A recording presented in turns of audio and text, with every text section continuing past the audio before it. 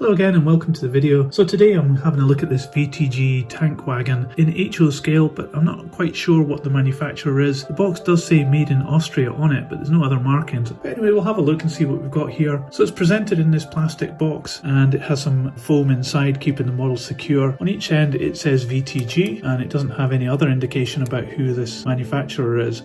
So maybe this is a promotional model from VTG. Not quite sure. I did get it second hand. So let's have a look and see what we've got inside. The lid just lifts off quite easily and I'll just pull this out of here.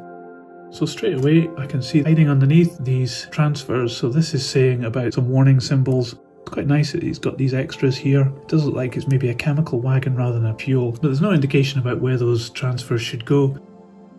But let's have a look at this model anyway. So it's all in plastic, but it is moulded very well. There's a lot of detail on the tank, and at the end there's a lot of detail in terms of rivets and extra pieces on the tank itself. At the top, it's got a nice platform which has got some railings and the hatch for filling this tank, as well as some other little parts.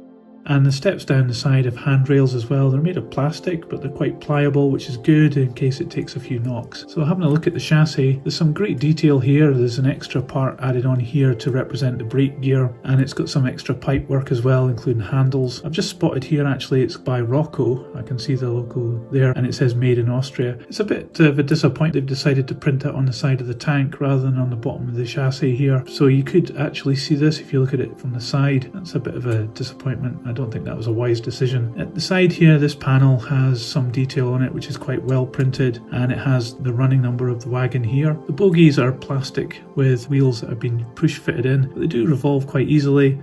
I'm not quite sure how these are fitted onto the chassis. It's probably just a plastic push fit. And the couplings also have some play in them separate to the bogies. So that's good for getting this around corners and keeping it coupled up. At this end, there is a platform with a brake wheel on it and some additional railings as well. Again, this is plastic, which is pliable, which is good. So it will take a few knocks. It won't just immediately break. So let's have a look and see how much this weighs. So this wagon weighs 68 grams. So overall, this wagon has got some really nice detail on it. Okay, it's moulded all in plastic, so it's not a particularly expensive model. You do get a lot of detail and there's a lot of extra parts put onto it, which really make it quite special. I like the brake gear and the items on the chassis underneath. It feels like it would be quite easy to pick this up at a good price, so I would recommend adding it to your collection if you can get it cheaply. But it is quite a good model to have in a rake of similar tanks or mixed goods. So I'll put this on the turntable so you can have a look all the way around. If you enjoyed this video, please give it a thumbs up. You can subscribe to enjoy more like this, but for now that's it for today, so I'll see you later.